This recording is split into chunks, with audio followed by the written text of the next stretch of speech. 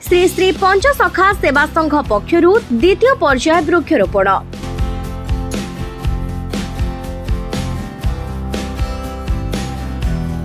मनोरंजन चाषपाल पाइकरापुर आज अग्रणी सेवा संघ पंचसखा सेवा संघ तार जो कार्यक्रम करछि वृक्षरोपण कार्यक्रम एटा तार आज द्वितीय दिवस कार्यक्रम होइतला। प्रथम दिवस जो कार्यक्रम होइतला से गछ गुड़िक केमती रक्षणाबेक्षण करा ताकू आज तार रक्षणाबेक्षण ताकू बाड़ दिया गला एवं द्वितीय पर्यायर आज आउरी मध्य नूतन भावे 50टी वृक्ष पुणी रोपण करागला।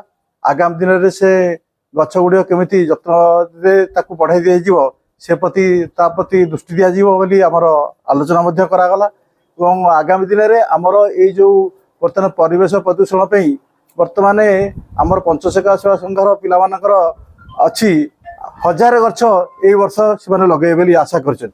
पाइकरापुर ग्राम्य श्मशान रास्तार 50टी वृक्षरोपण करने सहित प्रथम पर्यायर लगा जाइथिबा गछ गुड़िकर सुरक्षा पाई बाड़ बांधिथिले।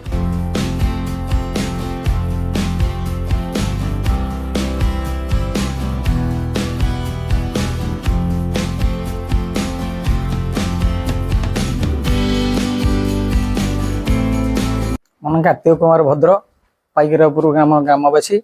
आज कार्यक्रम थिला श्री श्री पंचसखा सेवा संघ तरफ वृक्षरोपण कार्यक्रम एटा द्वितीय पर्याय। यह गत गणेश पूजार पवित्र दिन में यहाँ स्टार्ट कराइला। जो बर्तमान वायु प्रदूषण वार्मिंग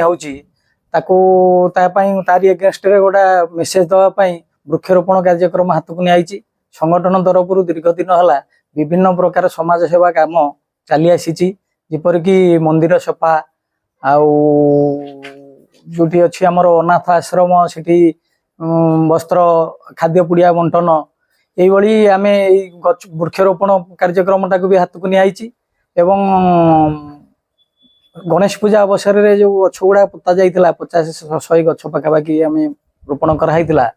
तार द्वितीय दिन में से गछ गुड़ाकर उचित जत्न केमती निया आम देखिलु।